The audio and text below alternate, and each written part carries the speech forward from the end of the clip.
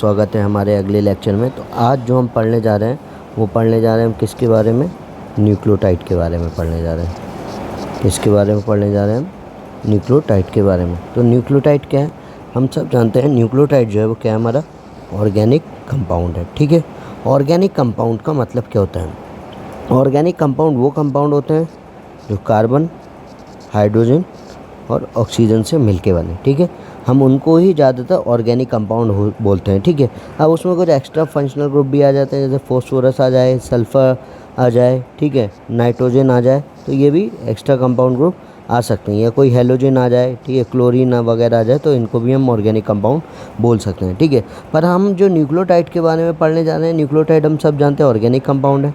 ठीक है, ये मेनली 3 चीज़ों से बना होता है। कौन कौन सी 3 चीज़ें हो गई, एक हो गया फॉस्फेट ग्रुप, ठीक है, जो कि कहाँ से मिलता है हमें, फॉस्फोरिक एसिड से।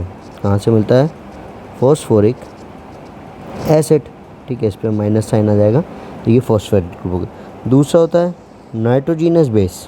क्या होता है, नाइट्रोजीनस बेस, जैसे एडिनाइन, ठीक है, ग्यूनाइन, थायमीन, साइटोसिन, यूरेसिल, ये सब क्या हमारे नाइट्रोजीनस बेस है। ठीक है, ये दूसरा है।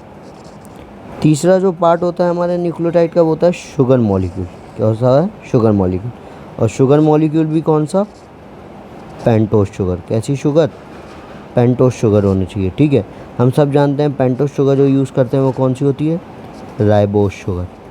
ठीक है, राइबोस शुगर को हम न्यूक्लियोटाइड में यूज़ करते हैं। ठीक है, ये क्या है, मेन बिल्डिंग ब्लॉक्स हैं। क्या है, बिल्डिंग ब्लॉक्स हैं, मतलब ये क्या बनाते हैं, किस चीज़ के मोनोमर है, ये न्यूक्लिक एसिड के मोनोमर है। हम सब जानते हैं कौन कौन से न्यूक्लिक एसिड, डीएनए और आरएनए। ठीक है, डीएनए और आरएनए में दोनों ये पाए जाते हैं, इनको हम मोनोमर बोल सकते हैं। और न्यूक्लिक एसिड क्या बोल सकते हैं, monomer of nucleotide, sorry just a minute, तो monomer of nucleic acid, monomer of nucleic acid. ठीक है, न्यूक्लिक एसिड क्या है, हम सब जानते हैं हमारे डीएनए और आरएनए। ठीक है, कोई दिक्कत यहाँ तक समझ में आई, बहुत सरल है, बेसिक धीरे धीरे समझते चलेंगे तो हमें सब समझ में आएगा। ठीक है, अब इनका कुछ फंक्शन भी होता है। सबसे पहले ये हमें केमिकल एनर्जी फॉर्म देते हैं, एनर्जी फॉर्म देते हैं। हम सब जानते हैं एटीपी क्या है, करेंसी ऑफ एनर्जी बोलते हैं। ठीक है, एटीपी से ही हमें एनर्जी नहीं मिलती, हमें जीटीपी से भी एनर्जी मिलती है। ठीक है, तो एनर्जी फॉर्म देते हैं।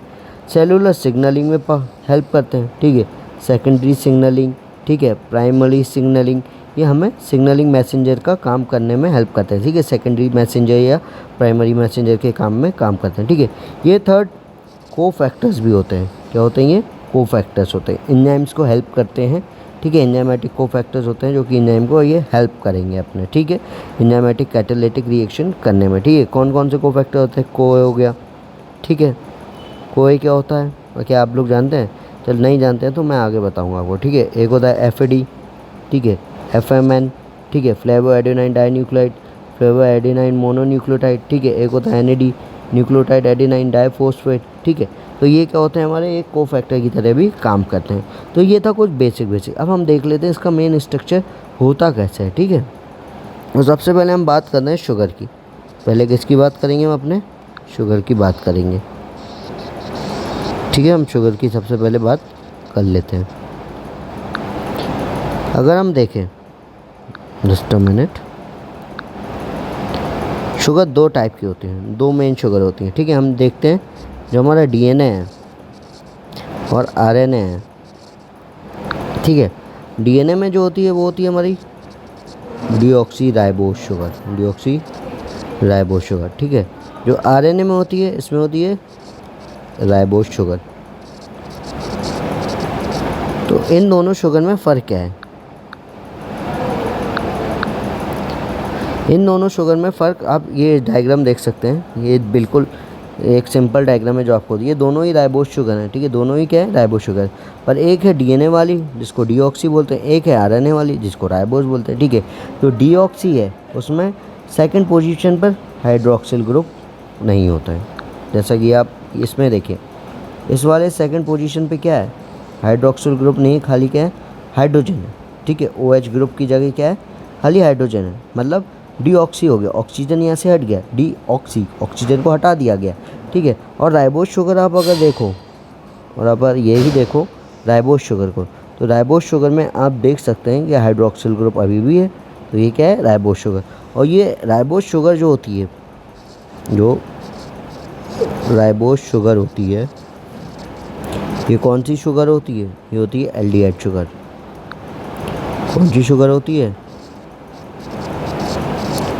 एल्डिहाइड शुगर होती है, ठीक है। ये कौन सी शुगर होती है, राइबोज एल्डिहाइड शुगर। शुगर भी हमारे पास दो टाइप की होती है, एक कीटो शुगर होती है, एक एल्डिहाइड शुगर होती है, ठीक है। फ्रक्टोज जो है वो हमारी कैसी शुगर है, कीटो शुगर है, ठीक है। और ये राइबोज कैसी है, एल्डिहाइड शुगर है। कभी कभी ये पूछ सकते हैं आपसे एग्जाम में कि राइबोज कैसी शुगर है, एल्डिहाइड है या कीटोन है, तो आपको जवाब क्या देना है, राइबोज कैसी शुगर है हमारी, एल्डिहाइड शुगर है। कैसी है, एल्डिहाइड शुगर है, ठीक है। राइबोज कैसी है हमारी, एल्डिहाइड शुगर है। ये आप देख सकते हैं स्ट्रक्चर, ये हो गया डी राइबोज शुगर का, और ये हो गया डूऑक्सी राइबोज शुगर। ये वाली शुगर जो कहाँ पे काम आएगी, डीएनए में यूज़ होगी, ये वाली शुगर। ये वाली कहाँ पे काम आएगी, ये आरएनए में यूज़ होगी, ठीक है। कोई दिक्कत आपको, चलिए आगे देख लेते हैं। आगे हम बात करते हैं हमने दूसरे नंबर पे बेस की। किसकी बात करते हैं, बेस। इसको नाइट्रोजीनस बेस बोलते हैं। क्या बोलते हैं इसको, nitrogenous base. Nitrogenous base, nitrogenous base क्यों बोलते हैं इसको हम, बेसिकली होता क्या है, इसमें नाइट्रोजन का अमाउंट ज़्यादा होता है। इसमें क्या होता है, नाइट्रोजन का अमाउंट ज़्यादा होता है, ठीक है। अब ये भी दो तरीके के होते हैं, नाइट्रोजनस बेस दो होते हैं। एक होता है प्यूरिन, क्या होता है, एक प्यूरिन, एक होता है पायरिमिडीन, एक होता है क्या, पायरिमिडीन। प्यूरिन को हम ज़्यादातर आर से रिप्रेजेंट करते हैं, ठीक है। पायरिमिडीन को हम वाई से रिप्रेजेंट करते हैं, ठीक है। अब प्यूरिन में अगर हम देखें, प्यूरिन में हम देखें तो प्यूरिन में दो आ जाते हैं, एक आ जाता है एडिनाइन और दूसरा आ जाता है ग्वानाइन, एजी। प्यूरिन में क्या आ जाता है, एडिनाइन और ग्वानाइन, हम इसको एजी से याद रख सकते हैं, ठीक है। और पायरिडीन में अगर देखें हम, तो पायरिडीन में कितने आ जाते हैं, हमें तीन आ जाते हैं। कौन कौन से आ जाते हैं, एक साइटोसिल आ जाता है, क्यूरेसिल आ जाता है और एक थायमीन आ जाता है, ठीक है। तो ये तीनों किस में आ जाते हैं, हमारे पायरिडीन में आते हैं, ठीक है। कोई दिक्कत, ये आप देख सकते हैं, ये प्यूरिन का स्ट्रक्चर है, ठीक है। प्यूरिन में क्या होता है, हमारा डबल रिंग स्ट्रक्चर होता है। प्यूरिन कैसा होता है हमारा, डबल रिंग स्ट्रक्चर होता है। प्यूरिन कैसा है हमारा, डबल रिंग स्ट्रक्चर है, ठीक है। पायरिमिडीन कैसा है हमारा, सिंगल रिंग स्ट्रक्चर है। पायरिमिडीन हमारा कैसा है, सिंगल रिंग स्ट्रक्चर। जैसे आप देख सकते हैं ये सारे कैसे हैं, single ring structure. Cytosine, uracil, thymine, uracil, cytosine, ये सिंगल रिंग है। प्यूरिन में एडिनाइन, ग्वानाइन कैसे हैं, डबल रिंग स्ट्रक्चर है, ठीक है। The bases are abbreviated by the first letter.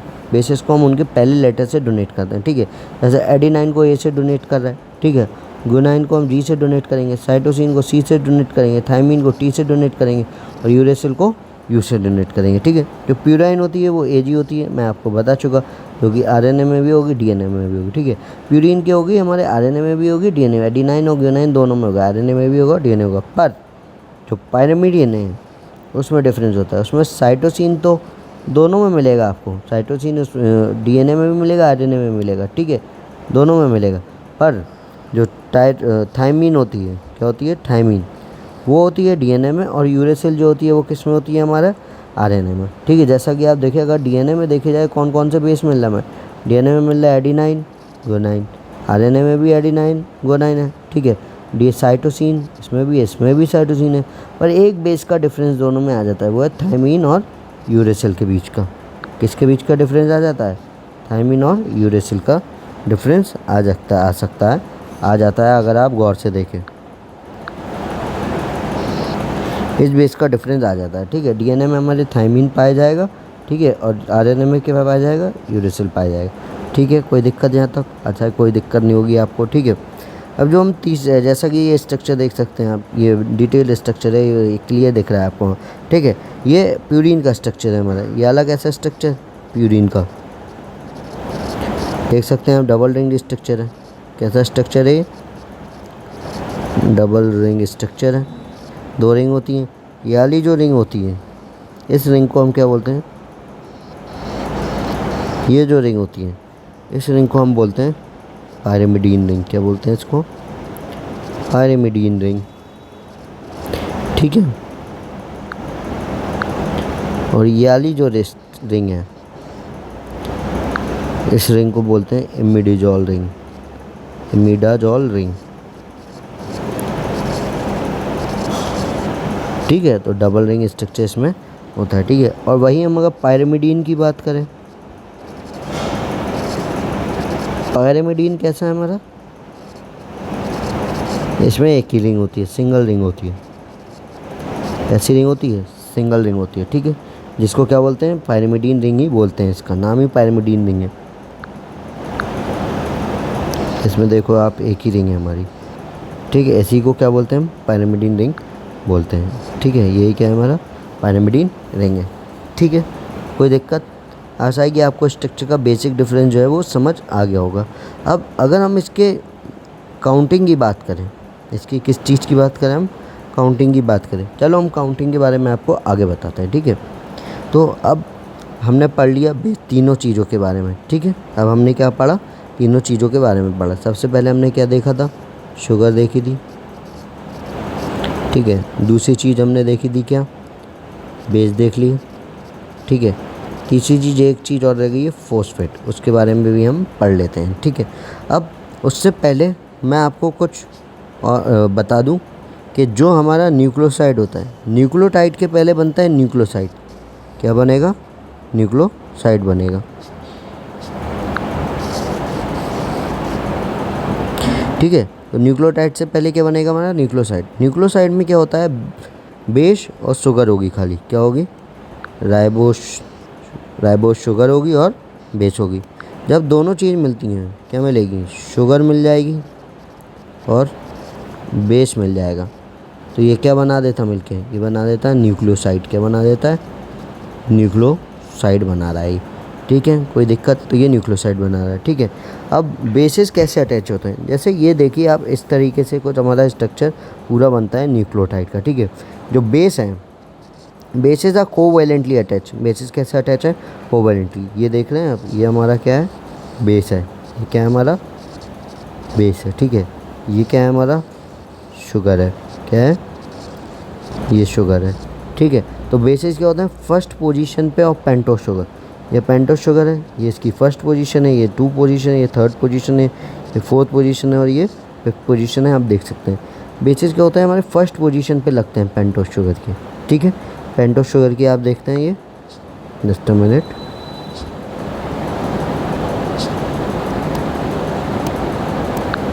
ये देख रहे हैं, ये कैसी पोजीशन है, ये फर्स्ट पोजीशन है। इस पोजीशन पे हमारा क्या ऐड हो रहा है, हमारा ऐड हो रहा है बेस।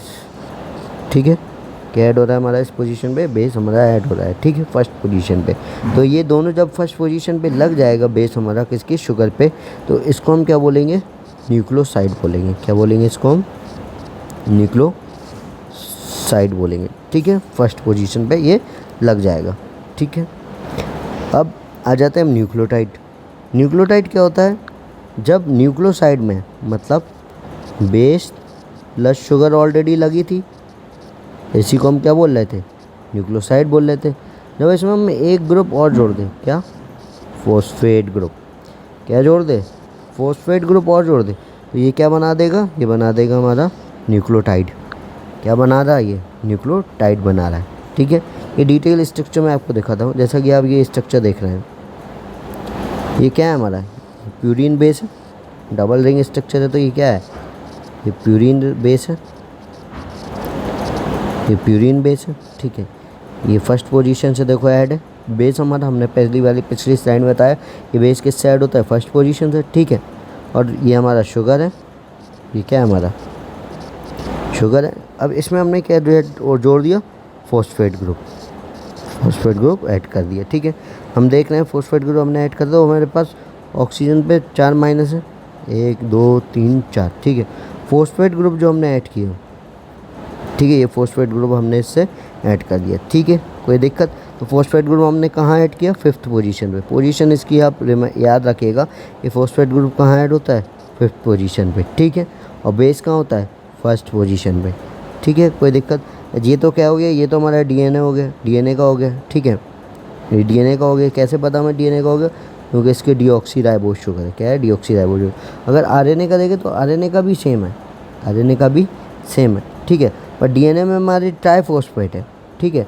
इसमें राइबोन्यूक्लियोटाइड में हमारे मोनोफॉस्फेट है, CMP लगा है, खाली एक ही शुगर लगा है, इसलिए इसको हम मोनोफॉस्फेट बोल रहे हैं, ठीक है। जब 3 शुगर लग जाती हैं तो उसको ट्राइफॉस्फेट बोलते हैं, ठीक है। जब हम ये देखेंगे इस पर राइबोस शुगर है, ये हमारा क्या है, ये हमारा पायरिमिडीन है, बेस है। कैसा बेस है, ये हमारा पायरिमिडीन बेस है, ठीक है, पायरिमिडीन बेस है। इस पर 2 हाइड्रोक्सिल ग्रुप है, इसका मतलब ये नॉर्मल राइबोस शुगर है, RNA होगा ये, जाहिर सी बात है, ठीक है। और एक फॉस्फेट ग्रुप है, तो इस पर ये क्या बन गया हमारा, CMP बन गया, मतलब ये साइटिडीन बेस था, साइटिन बेस था, ठीक है, बन गया। अब nucleotide is a nucleoside. Nucleotide वो कह रहा है क्या है, न्यूक्लियोसाइड है जिसके साथ एक या एक से ज़्यादा फॉस्फेट ग्रुप अटैच है। ये लाइन याद रखिएगा।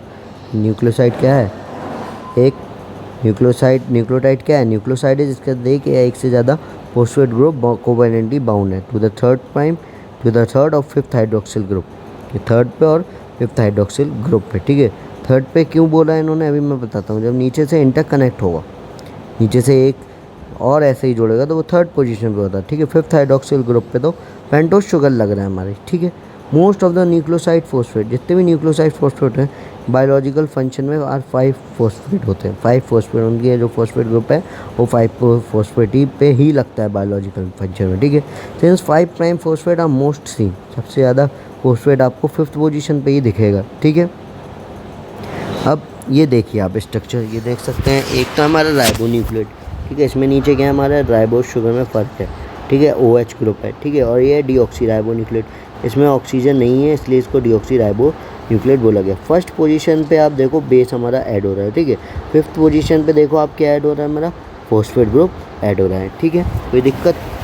और ये हो गया न्यूक्लियोसाइड, जिसमें क्या है, खाली हमारा एक पेंटोस शुगर है और एक खाली बेस है, इसको न्यूक्लियोसाइड बोलते हैं। और अगर मान लो इस वाली पोजीशन में हम फॉस्फेट ग्रुप जोड़ दें तो ये क्या बन जाएगा, न्यूक्लियोटाइड बन जाएगा हमारा, ठीक है, कोई दिक्कत नहीं होनी चाहिए आपको। अब नोमेनक्लेचर देख लेते हैं, उसको नाम कैसे दिया गया, ठीक है, तो देख लेते हैं। Nucleoside phosphorylated on the 3 prime और 5 prime of the ribosome are term nucleoside 3 prime monophosphate, ठीक है, एंड न्यूक्लियोसाइड 5 प्राइम मोनोफॉस्फेट। मान लो जो फॉस्फेट ग्रुप है, यहाँ देखो, अगर आप मान लो फॉस्फेट ग्रुप अगर ये 5 वाले प्राइम पे लग गया, फॉस्फेट ग्रुप हमारा यहाँ लग गया, तो इसको हम बोलेंगे 5 प्राइम न्यूक्लियोटाइड फॉस्फेट। क्या बोलेंगे इसको, हम बोलेंगे न्यूक्लियोटाइड 5 मोनोफॉस्फेट, ठीक है। और मान लो ये 3 वाले पोजीशन पे यहाँ लग गया फॉस्फेट ग्रुप, तो इसको क्या बोलेंगे हम, nucleoside 3 monophosphate. 5 prime is by convention omitted by naming nucleotide, ठीक है। हम बोलते हैं जब 5 प्राइम का जब भी आता है फॉस्फेट 5 प्राइम पे होता है तो हम उसको बोलते नहीं है ज़्यादातर, ठीक है। एब्रीविएशन सच है जैसे AMP adenine monophosphate, guanine transphosphate, donate the phosphate esterified to 5, ठीक है। एस्टर बॉन्ड है, ये जब भी हम इसको नॉर्मल लिखेंगे 5 प्राइम, जब उसकी पोजीशन नहीं बनाएंगे तो ये एक जाहिर सी नॉर्मल बात होगी कि हमें यही मान के चलना है कि जो कहाँ फॉस्फेट कहाँ लगा है, वो कहाँ पे लगा है, 5th पोजीशन पे लगा है, कहाँ लगा है, 5th position of the pentose लगा है, ठीक है। Additional phosphate group is attach to pre existing phosphate और मोनोन्यूक्लियोटाइड। मान लो कोई मोनोन्यूक्लियोटाइड है, मोनोन्यूक्लियोटाइड का मतलब क्या है, जिसमें एक ही फॉस्फेट है, ठीक है, उसमें हम एक फॉस्फेट और ऐड कर सकते हैं, ठीक है। जैसे ये लास्ट वाली स्लाइड में देखो, अभी इसमें एक ही फॉस्फेट है तो इसको हम इसको क्या बोलेंगे, मोनोन्यूक्लियोटाइड। क्या बोलेंगे इसको, मोनोन्यूक्लियोटाइड, ठीक है। अगर मान लो यहाँ बेस एडिनाइन होता तो इसको क्या बोलते, AMP बोलते हैं, एडिनाइन मोनोफॉस्फेट, ठीक है। मान लो यहाँ बेस क्या होता है, ग्यूनाइन होता तो इसको हम क्या बोलते हैं, ग्यूनाइन मोनोफॉस्फेट बोलते हैं, ठीक है। ऐसे ही साइटोसिन के लिए, थायमीन के लिए और यूरेसिल के लिए होता है, ठीक है। अगर हम इसमें और फॉस्फेट जोड़ दें तो ADP बन जाएगा, न्यूक्लियोटाइड डाइफॉस्फेट हो जाएगा, एक फॉस्फेट और जोड़ दे तो ट्राइफॉस्फेट। मैक्सिमम हम 3 फॉस्फेट ऐड कर सकते हैं, मैक्सिमम कितने कर सकते हैं, 3 फॉस्फेट, ठीक है, जो स्टेबल होते हैं। मैक्सिमम 3 फॉस्फेट हमारे इसमें होते हैं, ठीक है। तो ये था नोमेनक्लेचर, ठीक है। अभी हम देख लेते हैं इसके बारे में कुछ थोड़ा सा नोमेनक्लेचर दिया गया है, ठीक है। जैसे देख सकते हैं प्यूरिन एडिनाइन हो गया, ग्यूनाइन हो गया। न्यूक्लियोसाइड जब होगा, जब फॉस्फेट नहीं होगा तो इसको क्या बोलेंगे, एडिनोसाइन, ठीक है, डीऑक्सी एडिनोसाइन, ऐसे ग्यूनासाइन बोलेंगे, ठीक है। और जब न्यूक्लियोटाइड लग जाएगा, कौन, फॉस्फेट लग जाएगा हमारा, ठीक है, तो उसको बोलेंगे एडिनाइलेट, ठीक है, ग्यूनाइलेट, ठीक है। अब पायरिमिडीन है, पायरिमिडीन में ऐसे न्यूक्लियोसाइटिडीन बोलेंगे, थाइमिडीन बोलेंगे, ठीक है, यूरिडीन बोलेंगे। और जब इसमें न्यूक्लियोटाइड फॉस्फेट लग जाए तो साइटिडाइलेट बोलेंगे, ठीक है। यूरिडाइलेट बोलेंगे, थाइमिडाइलेट बोलेंगे, ठीक है, डीऑक्सीडाइलेट बोलेंगे, ठीक है। हम सब जानते हैं एडेनाइन गुनाइन ये दोनों आरएनए डीएनए में दोनों में पाए जाएंगे, ठीक है। और थाइमिन हमें पता है किस में पाया जाता है, डीएनए में, और यूरेसिल किस में पाया जाता है, हम सब जानते हैं आरएनए में। ये था नॉमेनक्लेचर के बारे में, ठीक है। जैसा कि आप ये स्ट्रक्चर देख रहे हैं, ठीक है, न्यूक्लियोटाइड का नॉमेनक्लेचर का अगर हम आपको स्ट्रक्चर बनाइए कुछ इस टाइप का होगा, ठीक है। ये जो है ये अल्फ़ा फॉस्फेट है, ये अल्फ़ा है, ये बीटा फॉस्फेट है और ये गामा फॉस्फेट है, ठीक है। जब एडेनाइन बेस है, ये मान लो एडेनाइन बेस है, ठीक है, और उसमें एक ही फॉस्फेट है, मान लो खाली ये फॉस्फेट है, ठीक है, तो इसको क्या बोलेंगे, AMP बोलेंगे, क्या बोलेंगे, एडेनाइन मोनोफॉस्फेट, ठीक है। मान लो इसमें बीटा भी है, इसको क्या बोलेंगे, ADP, एडेनाइन डाइफॉस्फेट, और तीनों है, अगर इसमें तीनों है तो इसको क्या बोलेंगे, तीनों वाले को एडेनाइन ट्राइफॉस्फेट, ठीक है। वरना क्या बोलेंगे, एडेनाइन डाइफॉस्फेट, वरना क्या बोलेंगे, एडेनाइन मोनोफॉस्फेट बोलेंगे, ठीक है। ऐसे ग्योना साइन की जगह है, बस बेस बदलते जाएंगे तो इसका चेंज आता जाएगा, ठीक है, कोई दिक्कत। ये तो किसके लिए हो गया, ये तो हमने बता दिया आपको राइबो न्यूक्लियोटाइड के लिए, ठीक है। राइबो न्यूक्लियोटाइड मतलब ये 5 फॉस्फेट बेस RNA वाली शुगर के लिए, ठीक है, ये RNA वाली शुगर के लिए। अगर यही हम डीऑक्सी राइबोस DNA वाली शुगर के लिए देखे जाए, DNA वाली शुगर के लिए देखें तो उसमें भी यही है, एडेनाइन डाई एडेनाइन मोनोफॉस्फेट, ठीक है, डाईग्यूनाइन मोनोफॉस्फेट, ठीक है, डीऑक्सी साइटोसिन मोनोफॉस्फेट, ठीक है। तो ये हमारा उसके लिए हो गया। अब प्यूरिन की कुछ प्रॉपर्टीज होती हैं। प्यूरिन जो होता है स्पेरिंगली सॉल्युबल होता है, मतलब थोड़ा सा घुलता है, ठीक है। 260 पे ये यूवी लाइट को एब्जॉर्ब करता है।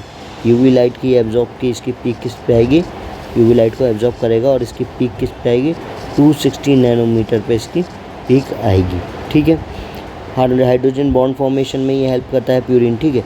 अगर हम आपको बताएं तो एडेनाइन जो है वो थाइमिन के साथ डबल बॉन्ड बनाएगा, ठीक है। प्यूरिन है एडेनाइन, थाइमिन के साथ डबल बॉन्ड बनाएगा, और ग्यूनाइन जो है वो साइटोसिन के साथ डबल बॉन्ड बनाएगा, ठीक है। ये किस वाले केस में, ये DNA वाले केस में, ठीक है। और अगर यही हमारा RNA वाला केस हो तो RNA वाले केस में किसके साथ बनाएगा, यूरेसिल के साथ बनाएगा, ठीक है। ये किस वाले केस में बनाएगा, ये RNA वाले केस में बनाएगा, ठीक है। या पायरिमिडीन की कुछ प्रॉपर्टीज़ हो गई, ठीक है। ये सॉल्युबल है, बॉडी pH पे ये सॉल्युबल हो जाता है हल्का सा, ठीक है। इसकी भी यूवी लाइट अब्जॉर्प्शन जो है वो 260 नैनोमीटर पे आती है, ठीक है। भी हाइड्रोजन बेस बना सकता है। अब पायरिमिडीन जो है वो एरोमेटिक बेस है। पायरिमिडीन कैसा है, एरोमेटिक बेस है। इसकी काउंटिंग हम हमेशा यहाँ से करते हैं, 1 2, कैसी काउंटिंग करते हैं इसकी, क्लॉकवाइज डायरेक्शन में। काउंटिंग कैसी है इसकी, क्लॉकवाइज डायरेक्शन में, 1 2 3, इसको पायरिमिडीन रिंग बोला गया है, ठीक है। क्लॉकवाइज डायरेक्शन में इसका काउंटिंग होता है, ठीक है। और अगर मान लो ये प्यूरिन होता तो प्यूरिन का हम इस वाले नाइट्रोजन से करते हैं, ठीक है, 1, ठीक है, 2 एंटी क्लॉकवाइज करते हैं। आगे देख लेते हैं हम, ठीक है। ये साइटोसिन है, जैसे इसमें आप देख सकते हैं इसके 1 पोजीशन पे ये पायरिमिडीन के बारे में पढ़ना है अभी हम, ठीक है। पायरिमिडीन बेस के बारे में हमने बात की, तो हम पायरिमिडीन के बारे में देख रहे हैं, ठीक है। सबसे पहले साइटोसिन के बारे में देखना है। साइटोसिन जो है वो देख सकते हैं हम, सेकंड पे ऑक्सीजन है, 4 पे अमाइनो पायरिमिडीन है, ठीक है। क्या बोलते हैं हम इसको, 2 ऑक्सी 4 अमाइनो पायरिमिडीन, ठीक है। ये तो साइटोसिन हो गया, ठीक है। थाइमिन के बारे में देख लीजिए, थाइमिन भी हमारा पायरिमिडीन है, ठीक है। तो इसमें भी हम क्या कहेंगे, 2 ऑक्सी 2,4 डाईऑक्सी, 2 पे भी है, 3 और 4, 2,4 डाईऑक्सी है, और 5 पे मिथाइल पायरिमिडीन है। 5 पे क्या है इसके, मिथाइल है, 5 मिथाइल पायरिमिडीन। अगर 2,5 मिथाइल पायरिमिडीन बोले जाए तो ये किसका हो गया, हमारा थाइमिन हो गया, ठीक है।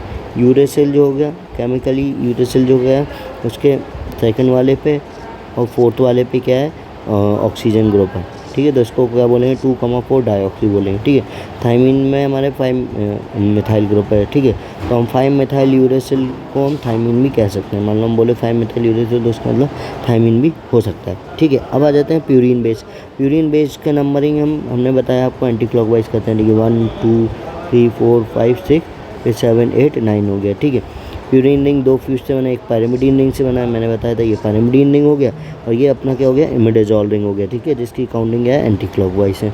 आप देख सकते हैं ये एडेनाइन का स्ट्रक्चर। एडेनाइन को हम क्या बोलते हैं, 6 अमाइनो प्यूरिन बोलते हैं एडेनाइन को, ठीक है। क्या बोलते हैं एडेनाइन को, 6 अमाइनो प्यूरिन बोलते हैं, ठीक है। ये अमाइन ग्रुप कहाँ पे लगा है, 1 2 3 4 5 6। अगर देखें हम तो 6th पोजीशन पे अमाइनो ग्रुप है, इसलिए इसको क्या बोलेंगे, 6 अमाइनो प्यूरिन बोलेंगे। अब अगर ग्वेनाइन पे देखा जाए तो ग्वेनाइन में क्या है, सेकंड अमाइनो, सेकंड पे 1 2, सेकंड पोजीशन पे क्या है, अमाइनो ग्रुप लगा है, तो 2 अमाइनो और 6 ऑक्सी प्यूरो बोलेंगे, और 6 पोजीशन पे क्या है इसके ऑक्सीजन और 6 अमाइनो 6 ऑक्सी प्यूरो बोलेंगे। ठीक है, तो ये हो गया ग्यूनाइन के बारे में। Thank you. आज के न्यूक्लियोटाइड के स्ट्रक्चर के बारे में इतना ही था। अब हम आगे वाले लेक्चर में जो देखेंगे वो होगा हमारा डीएनए डैमेज के बारे में। ठीक है, तो उसको समझने के लिए ही मैंने आपको आज न्यूक्लियोटाइड का स्ट्रक्चर समझाया है। अगर आप न्यूक्लियोटाइड का स्ट्रक्चर नहीं समझेंगे तब तक आपको डीएनए डैमेज और डीएनए डैमेज के मैकेनिज्म सही से समझ में नहीं आएंगे। ठीक है, तो इसलिए इम्पॉर्टेंट है कि न्यूक्लियोटाइड का हमें ये स्ट्रक्चर समझ में आए। अगर आपको कोई भी परेशानी या कोई भी डाउट हो तो आप कमेंट कर सकते हैं, और प्लीज़ चैनल को सब्सक्राइब जरूर करें। Thank you.